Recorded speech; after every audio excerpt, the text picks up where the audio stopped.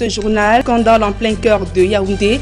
Une femme perd ses quadruplés après un accouchement prématuré en l'absence d'une couveuse disponible. La scène se déroule à l'hôpital capitale, accusée d'avoir séquestré la mère des bébés décédés pour faute d'une facture impayée. L'hôpital s'en défend et affirme avoir tout mis les moyens en jeu pour sauver la vie de ces nouveau-nés.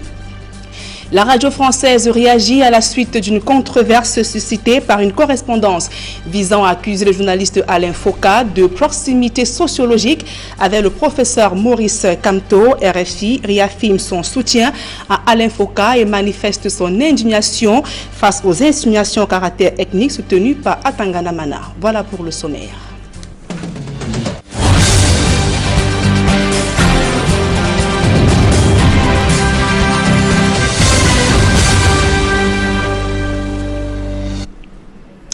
Mesdames, Messieurs, une fois encore, bonsoir et merci d'honorer ce rendez-vous de l'information sur Equinox Télévision.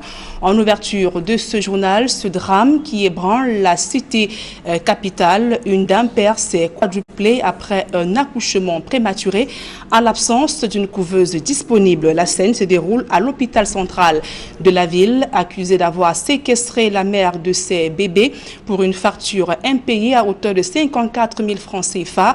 La direction de l'hôpital s'en défend et affirme avoir tout mis en œuvre pour sauver la vie de ces enfants. Le reportage de Marcelin Gansop, Rodrigue Ngassi. J'ai beaucoup souffert à mon accouchement. Je voulais au moins qu'un enfant reste en vie.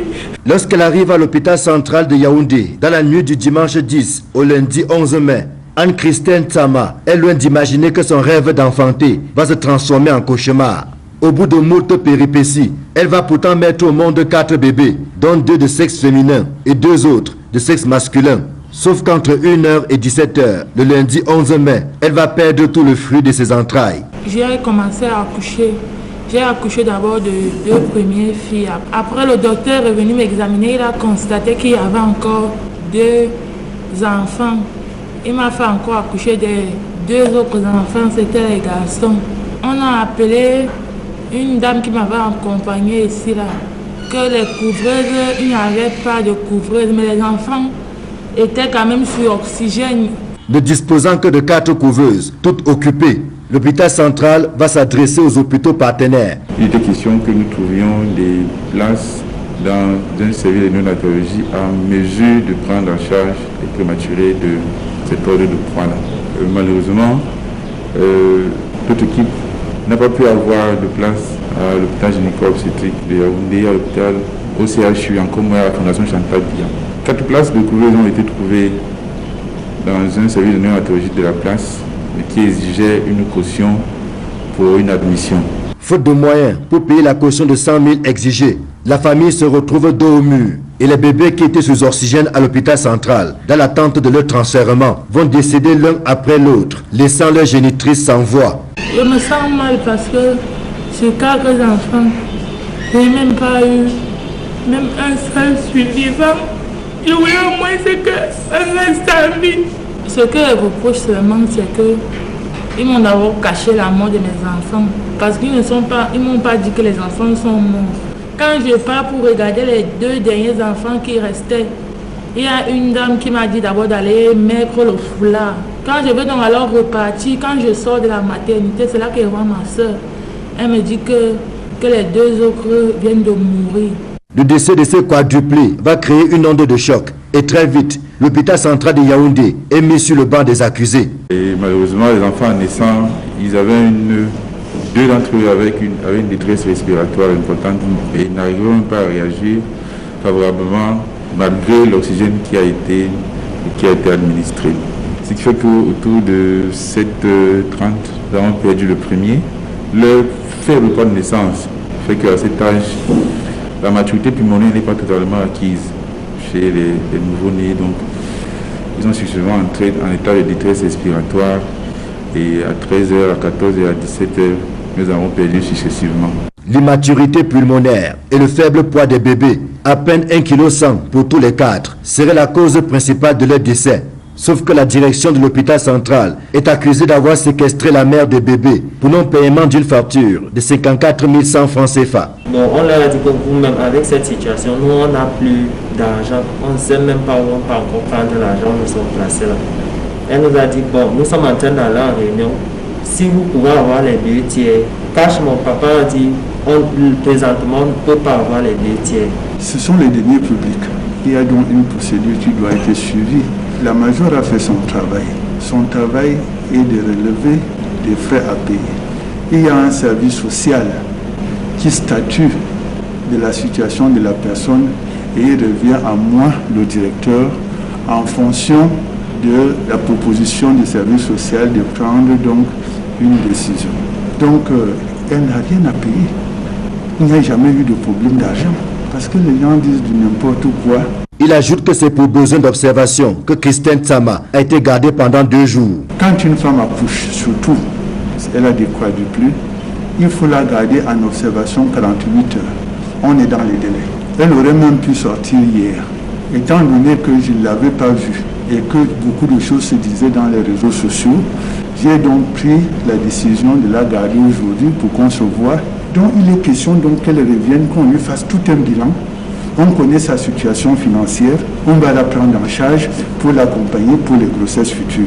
Dans un tweet, le ministre de la Santé publique, qui dit s'être rendu à l'hôpital central, refute lui aussi la thèse de la prise d'otage qui alimente les réseaux sociaux en parlant d'un accouchement à haut risque qui nécessitait une mise en observation. Christine Tsama a finalement quitté l'hôpital central ce jeudi en compagnie de son papa qui s'efforce de tourner cette triste page. La vie, c'est Dieu qui donne, c'est Dieu qui prend. J'ai subi, j'ai coulé les larmes, je suis même bien fatigué de pleurer. J'ai vidé ma poche, payé les habits de 4 enfants, payé les produits pour sauver ma fille, avec le concours de mes mères infirmières et tout. La disponibilité des couveuses aurait-elle permis de sauver les bébés nés prématurément? La grossesse a-t-elle été suivie dans les règles de l'art? Des questions et bien d'autres qui taraudent les esprits. Avec 4000 naissances en moyenne par an, dont environ 5% de cas de prématurité, l'hôpital central de Yaoundé mérite un plateau technique plus relevé. Et les premières conséquences de la fermeture de la clinique Marie-O à Douala, parmi les 2 patients atteints de coronavirus et placés sous oxygène dans cette structure sanitaire, au moment de la scellée, l'un a rendu l'âme à l'hôpital La Quintini de Douala. Dans un même temps, les réactions au sein du corps des médecins reprochent au gouvernement son approche répressive dans la lutte contre le coronavirus au Cameroun. Le propriétaire de la clinique scellée annonce un recours gracieux. Dallas Chana, Donald Brice, Cameroun. Vous le voyez, la clinique Marie-O, ici à Bali, dans le premier arrondissement de Douala, est bel et bien fermée. Sur le site de cette formation sanitaire privée, quelques vigiles assurent la sécurité. Première suite de la poste de scellé. Sur cette formation sanitaire privée, le décès de M. Mabingo, un patient atteint de coronavirus. Il était pris en charge ici depuis 3 jours jusqu'à son transfèrement hier jeudi à l'hôpital La Quintini de Douala. Il était l'un des patients pris en charge ici depuis. Le deuxième patient est encore interné à la clinique Idimé d'Abona Priso dans le premier arrondissement de Douala. Ils étaient au total, et toutes pathologies comprises, 6 patients pris en charge ici. 3 ont été transférés à l'hôpital La Quintini, un à l'hôpital gynéco-obstétrique et pédiatrique de Yassa, un à la clinique Odyssée et le dernier à la clinique Idimé. Chez les médecins, notamment du privé, les réactions très indignées, d'aucuns n'hésitent pas à parler sous cap d'irresponsabilité, de décisions précipitées, de sanctions contre cette clinique d'une capacité de 40 lits ou 12 postes d'oxygène. Le rôle que les formations sanitaires privées pourraient jouer dans la lutte contre la pandémie est fortement rappelé. Aux dernières nouvelles, le docteur Roger Ngoula, le propriétaire de la clinique Marie-O, devrait introduire un recours gracieux auprès du ministre de la Santé publique. D'ici à Bali, Dallas Chana, Donald Brice Cameroun, Equinox Télévision. Et le taux de fréquentation des hôpitaux est en baisse dans la région de l'Est Cameroun. Les patients atteints d'autres pathologies préfèrent se rendre dans les pharmacies par peur d'être infectés par le coronavirus. Et alors que la maladie progresse de façon inquiétante au Cameroun, les centres de santé affirment n'avoir jamais reçu d'équipement de protection du personnel médical dans la région de l'Est Cameroun. Le reportage de Benjamin Issam. Depuis la survenue de la pandémie du Covid-19, les populations de Bertoua n'ont plus le cœur à l'hôpital. Dès que tu pars, à peine que tu arrives, on commence à te demander, même si tu as la grippe, c'est marqué quarantaine. Tu tousses, c'est grave, c'est comme si on ne toussait pas avant, ou on n'avait pas la grippe là avant. Là. On doit vivre maintenant comment? Quand tu pars à l'hôpital, on va t'interner parce que le coronavirus est en train de faire gaffe. Maintenant, quand quelqu'un a le palu, il préfère rester à la maison, il envoie payer les remèdes parce que quand il arrive à l'hôpital, on va lui demander est-ce que tu as mal à la tête. Pas surprenant donc de voir les lits d'hospitalisation vides et le personnel raser les murs. Cette psychose a donné lieu à d'autres parades bien connues. Moi, je suis parti chez mon village. Il y a l'arbre là-bas qu'on appelle les bams. Il y a l'autre qu'on appelle les coupes. J'ai ramené tous ces écorces-là. Si j'ai maintenant le palio ou les maux de tête, je pile seulement, je bois, je reste tranquille. Quand j'ai un peu mal à la tête, je prends mes petits comprimés à la pharmacie, soit je prends mes cèpes du village, je mets aux narines et ça passe. Après avoir fui les hôpitaux, les malades ont trouvé refuge dans les pharmacies où la pression du coronavirus n'est pas perceptible. Nous recevons de plus en plus de patients. Contrairement au passé, nous avons donc ce sentiment et même cette confirmation. Les patients délaissent de plus en plus les hôpitaux pour venir se référer chez nous dans les officines ouvertes au public. Et cela est dû à une certaine psychose. Lorsque nous interrogeons les patients, on se rend bien compte que les patients ont une certaine peur. Dans ces pharmacies, le personnel se sent à l'étroit, presque oublié par les pouvoirs publics. On a l'impression que dans toutes les mesures gouvernementales, toutes les mesures que notre ministre met en place, les pharmacies sont peut-être délaissées. Les pharmaciens tout seuls font l'effort de mettre à disposition de tous les malades un gel hydroalcoolique. Quoi qu'il en soit, pharmaciens et médecins conseillent aux patients de se rendre à l'hôpital au moins de soupçons de symptômes Covid-19. Nous ne pouvons pas encourager l'automédication. Parce que semble-t-il, les malades ont tendance à fuir les hôpitaux pour aller ailleurs. Il se fait soigner au quartier. Le meilleur diagnostic se pose à l'hôpital. Dans les centres de santé privés, le personnel estime qu'il doit également bénéficier des appuis de l'État dans le combat contre le coronavirus.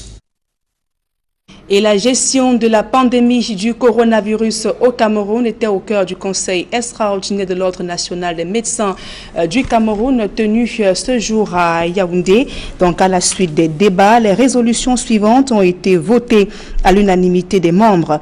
Dans le Conseil de l'Ordre, sous la présidence du docteur Guy Sandjon, décide de commuer la session ordinaire du jour en session extraordinaire avec un seul point à l'ordre du jour, à savoir la situation du médecin camerounais face à la pandémie du coronavirus.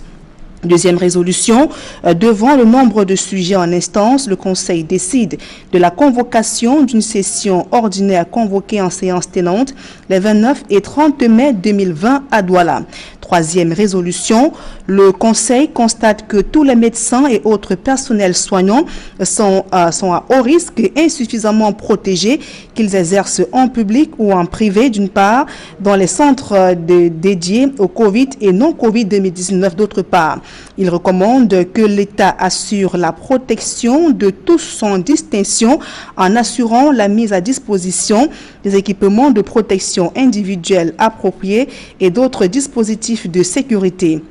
L'Ordre, quant à lui, s'engage à accompagner l'État dans la formation et la bonne utilisation de ces équipements. Recommande de toute urgence d'appliquer les recommandations de l'OMS en la matière. Les frais de sécurisation et de transfert réalisés par des services compétents seront à la charge des familles.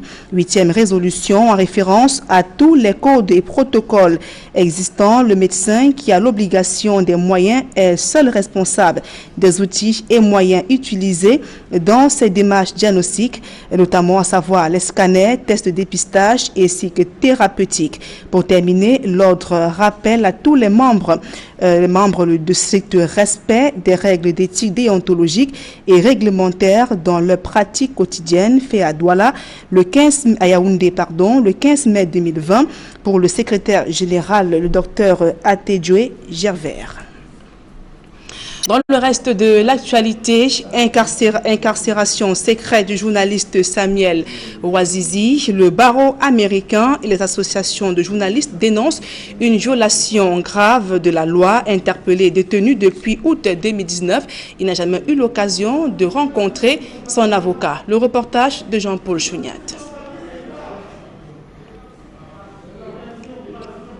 Suivant dans ce reportage de Jean-Paul Chouniat, je vous le disais il y a un instant, l'incarcération secrète du journaliste Samuel Ouazizi.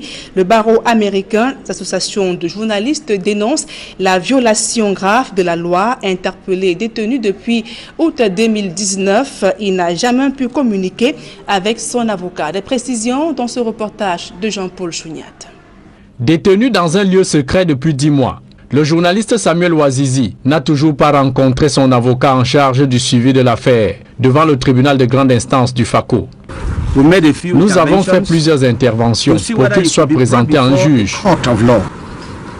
pour le rencontrer, le faire libérer. Personne ne nous a écoutés. D'après l'association du barreau américain, qui suit aussi cette affaire, Samuel Ouazizi croupit en prison sans inculpation formelle. Une violation flagrante de la loi, s'indigne la confrérie. J'imagine la douleur d'un journaliste en détention sans avoir commis un crime. Selon la loi, tout gardé à vue doit être présenté à un juge dans les 48 heures après son interpellation. Détenir Samuel Ouazizi 10 mois sans contact avec sa famille, ses confrères et son avocat, c'est une abomination. Attendant réponse à la 3e requête en habeas corpus introduite auprès de cette juridiction, les hommes de médias du Sud-Ouest dénoncent le musellement des autorités, des militaires et les attaques des séparatistes dont ils sont victimes pour le traitement de l'actualité liée à la crise anglophone. Quand vous donnez une information à leur défaveur, on vous accuse d'être en complicité avec les militaires et le gouvernement. Nous vivons dans la peur. Malgré ce climat de terreur et l'insécurité dans les 2 régions anglophones, les journalistes de cette partie du pays n'entendent pas baisser les bras et laisser le mensonge l'emporter sur la vérité des faits. Que l'information soit pour ou contre qui que ce soit, nous restons dévoués à assumer notre rôle basé sur l'éthique. Nous ne saurons sacrifier ces valeurs nonobstant les menaces des militaires. Et face à la pandémie Covid-19 qui se propage dans les prisons du pays, les ONG nationales et internationales, corporations et syndicats des journalistes appellent à la libération immédiate de Samuel Ouazizi. Interpellé le 2 août 2019, Samuel Ouazizi est soupçonné de complicité avec des séparatistes pour avoir diffusé des informations propagandistes dans une émission qu'il animait sur les antennes de Chilean Music TV, une chaîne de télévision basée à Buea, dans le Sud-Ouest. Et sur l'affaire Atangana Manda, RFI réaffirme son soutien à Alain Foka tout en dénonçant des insinuations à caractère ethnique de ce cadre en service au ministère de la Communication. Equinox Télévision a pu se procurer une copie de la correspondance signée par la directrice générale de RFI et je vous livre la ténor. Monsieur le ministre, je souhaite par ce courrier à votre attention faire suite aux échanges qui ont eu lieu ces derniers jours entre monsieur Atangana Manda, directeur de l'Observatoire des médias et de l'opinion publique au ministère de la Communication et mes adjoints en charge de l'information Afrique et des magazines à RFI après la diffusion du magazine Le Débat africain de ce dimanche 10 mai. En outre, nous ne pouvons que regretter ces échanges aient pu faire l'objet de publications, ce qui n'était pas leur destination initiale. Je réaffirme ici notre pleine et entière confiance à M. Alain Foka qui a présenté ce magazine en se conformant aux règles d'équilibre, d'honnêteté qui prévalent les antennes de RFI. Par ailleurs, nous ne saurions accepter les sous-entendus à caractère ethnique contre l'un de nos collaborateurs, tels que ceux qui ont pu être proférés dans les premiers messages qui nous a été adressé le 11 mai.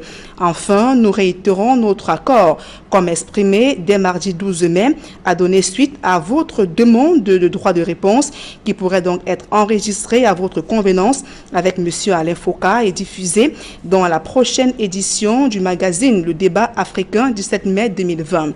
En vous remerciant de l'attention que vous portez à ce message, je vous prie de croire, Monsieur le ministre, à l'expression de mes respectueuses salutations, signée Cécile Mehdi, directrice des RFI, Radio France Internationale. En éducation, le gouvernement réactualise ce calendrier scolaire en vue d'une reprise des cours le 1er juin 2020. Suspendu depuis le 17 mars dernier, seuls les élèves des classes d'examen et les étudiants reprendront le chemin des classes et plusieurs autres propositions ont été faites lors de la réunion hebdomadaire d'évaluation du plan de riposte contre le coronavirus. D'autres précisions dans ce reportage de Gladys Sidi. Mi-juin 2020, c'est la date indicative retenue pour la reprise des cours au Cameroun. Des propositions ont été faites au sujet du déploiement des apprenants dans les établissements. En ce qui concerne le primaire, les autorités font savoir que seuls les écoliers en classe d'examen, CM2 et classe X reprendront le chemin de l'école. Les cours ne se feront qu'en salle. Pas d'activité physique et sportive. Les cours se dérouleront entre 8h et 14h et les parents sont tenus de fournir des masques de protection à leurs enfants. Au secondaire aussi, seules les classes d'examen sont concernées par la reprise des cours. Le nombre maximum d'élèves est fixé à 50 par salle de classe. Les examens seront programmés au mois de juillet et les vacances à la fin du mois d'août. La rentrée scolaire prochaine est prévue pour le 5 octobre 2020. Au sujet du réajustement du calendrier scolaire, les éducationnistes pensent que le renforcement des mesures barrières s'impose, avec même des équipes de veille sanitaire permanentes qui vont aussi poursuivre la sensibilisation auprès des apprenants. Le docteur Nick Ngwanyam est éducationniste. Ouvrir les écoles, oui. Il peut y avoir contamination dans le milieu scolaire, oui. Mais, comme on connaît déjà comment on peut se protéger, on dit on va ouvrir les écoles, mais on va mettre en place ces dispositifs-là et ces moyens de contrôler pour qu'il n'y ait pas de contamination au sein de l'école. Voilà, c'est aussi simple que ça. À l'heure actuelle, le mot c'est la discipline. Donc on dit, on va rentrer à l'école, mais on va mettre en place des mesures disciplinaires. Ce qu'on doit faire, que chacun doit faire, on doit obéir à ça à la lettre pour rester en santé, pour que les enfants ne se contaminent pas. Et le professeur et tout le monde doivent veiller sur ça, parce que les enfants ont cette capacité d'oublier facilement et avec les camarades ils vont se mettre à jouer comme d'habitude. C'est sur ça qu'il faut jouer. Il estime qu'il n'est pas question ici de rattraper les semaines de cours perdus, mais plutôt de procéder à une harmonisation des programmes de façon à donner une base solide qui permettra aux apprenants d'accéder en classe supérieure en ayant acquis des connaissances supplémentaires. Il estime que si l'on doit se fier au système éducatif camerounais, il est complètement biaisé. Je vous le dis et suivez mon regard. Depuis 1960, dans ces pays, ce qu'on appelle même l'éducation, même si on a passé 12 mois à l'école au Cameroun, ce qu'on faisait comme l'école, ce n'est pas l'école. Ce n'est pas ça qu'on appelle l'école. On s'est trompé sur l'école et ce que l'école doit être et ce que l'école doit faire. Le problème, c'est que nos enfants sont tous sur la route avec les bacheliers et les licenciés et tout le monde. Il n'y a pas de travail, il n'y a rien, le pays ne se développe pas. Posez-vous la question. Et j'insiste que notre système éducatif doit changer et le moyen de faire doit changer et la vision doit changer. Pour les mesures prises au niveau du supérieur, les filières à grand effectif seront éclatées afin de limiter le nombre d'étudiants par amphithéâtre. Les évaluations en présentiel seront reportées au mois d'août 2020. Les vacances auront lieu en septembre pour les étudiants et la rentrée universitaire le 15 octobre 2020. Dans ce journal, évoquons à présent la colère du syndicat national des travailleurs des communes du Cameroun. Il s'indigne contre sa mise à l'écart alors qu'un projet de texte sur la fonction publique locale est en préparation, reçu au ministère de la décentralisation à Yaoundé. Ils font savoir qu'ils attendent depuis 50 ans le décret présidentiel portant statut des travailleurs des communes. Aïe Cyril, reportage. Dans le cadre de l'accélération du processus de décentralisation au Cameroun, un projet de texte devant régir la fonction publique locale est en préparation au ministère de la décentralisation et du développement local. Mais le syndicat national des travailleurs des communes et activités connexes monte au créneau pour dénoncer sa mise à l'écart dans l'élaboration de ce projet de texte qui sera bientôt soumis à l'appréciation de l'Assemblée nationale. Nous n'avons pas été associés à l'élaboration de ce texte. Et c'est le lieu pour nous ici de demander que cela soit relu, n'est-ce pas, qu'on intègre les syndicats dans la relecture de ce texte-là. Nous avons saisi le président de la République, on a saisi toutes les instances supérieures du gouvernement, n'est-ce pas, pour poser ce problème. Parce qu'il est inadmissible qu'on prépare des textes et que ceux-mêmes qui sont concernés, ou bien tous ceux dont ces textes vont être appliqués sur eux, ne sont pas, n'est-ce pas, conviés à ces séances de travail. Le syndicat dénonce également la longue attente du décret présidentiel portant statut des travailleurs des communes qui n'est pas signé depuis 1974. Des problèmes et bien d'autres portés à la connaissance des responsables du ministère de la décentralisation et du développement local au cours d'une audience à Yaoundé. L'article 9 de la loi 1474 portant collectivité la création des communes au Cameroun dispose que le statut des travailleurs de communes sera régi par un décret présidentiel. Donc ça fait 50 ans aujourd'hui que nous avons suffisamment attendu et que rien n'a été fait. Nous avons aussi posé le problème, n'est-ce pas, d'adoption pour les 374 collectivités locales décentralisées actives. Une grille de rémunération de salaire et accessoires à hauteur, n'est-ce pas, des services rendus. Nous avons aussi demandé, n'est-ce pas, une couverture et une sécurité sociale pour les travailleurs de collectivités locales. Les attentes des travailleurs des communes portent en tout sur 10 points. Faute d'avoir pu trouver satisfaction auprès des magistrats municipaux, ils n'ont pas eu d'autre choix que de solliciter la haute hiérarchie. Vous savez, quand vous allez voir un maire, il vous dit carrément qu'il n'y a pas de moyens pour que la commission paritaire se tienne. Or, on n'a pas besoin de moyens, il faut tout simplement, n'est-ce pas, des photocopies et d'un tableau synoptique, n'est-ce pas, de salaire du personnel pour procéder aux avancements. Donc tous ces problèmes-là, nous les avons posés à la base dans les collectivités locales et c'est resté sans suite. Plus de 2 décennies après l'amorce de la décentralisation au Cameroun, le processus marque le pas, tandis que les travailleurs des communes s'indignent. À présent, ce public reportage, la Société anonyme des brasseries du Cameroun en première ligne au combat contre le coronavirus au Cameroun. L'entreprise citoyenne, dans un élan de solidarité, a offert du matériel à certains hôpitaux dans la cité capitale. Reportage. Période de crise sanitaire liée au coronavirus, c'est un don qui offrira une réelle bouffée d'oxygène au personnel de santé placé en première ligne de la riposte contre la maladie. Une centaine de bidons de 20 litres chacun de solutions hydroalcooliques produites localement et du matériel de désinfection offert à 8 formations sanitaires de Yaoundé. L'initiative est d'un collectif d'entreprises françaises installées au Cameroun, dont Total Cameroun, le groupe SABC, le groupe CFAO, Sosucam, le groupe Bolloré, Solevo, SCHA, GCS, réunis au sein des conseillers du commerce extérieur de la France, CCEF, et du Cercle d'affaires français du Cameroun, CAFCAM. Cette action intervient quelques jours après la promesse faite le vendredi 17 avril 2020 à l'immeuble Étoile, lors de la rencontre entre l'ambassadeur de France au Cameroun, Christophe Guilou, le Premier ministre Joseph Dion Gounté et la délégation des CCEF et du CAFCAM. Aujourd'hui, il est difficile de rester indifférent face à cette pandémie. C'est dans ce cadre-là que le collectif constitué de Sosucam, de CFAO, de Total et du groupe SABC s'est réuni pour apporter une réponse à toutes les préoccupations des Camerounais. Le principal médicament de cette pandémie, c'est d'abord la prévention. La prévention, c'est se laver les mains, se nettoyer, se désinfecter. Donc le geste du collectif consiste simplement à répondre à cet appel qui ne peut laisser personne indifférent. La fédération existe, puisqu'il y a le collectif des entreprises françaises, mais particulièrement pour cette pandémie, elle s'est réunie pour mener des actions communes pour lutter contre cette pandémie qui mine le monde entier.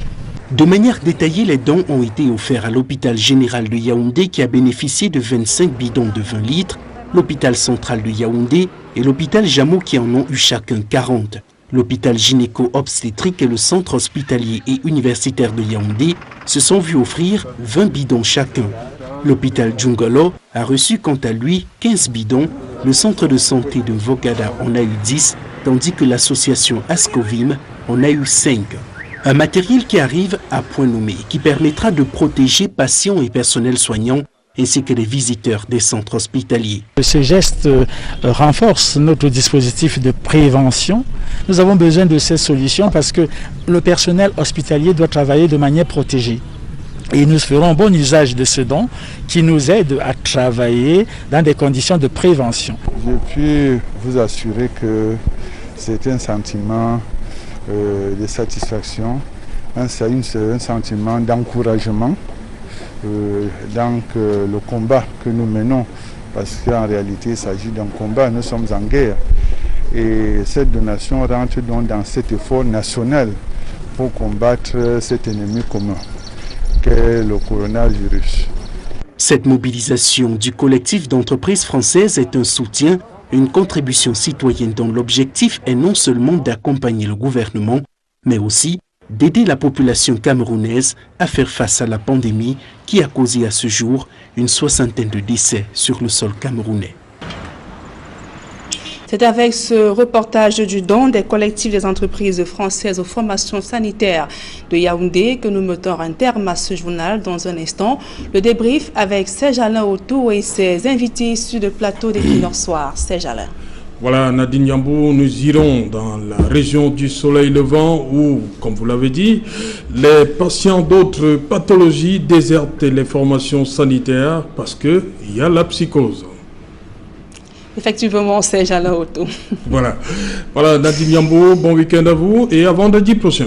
Merci, bon week-end à vous également. Voilà, madame, monsieur, dans un instant, la suite et qui n'en sort.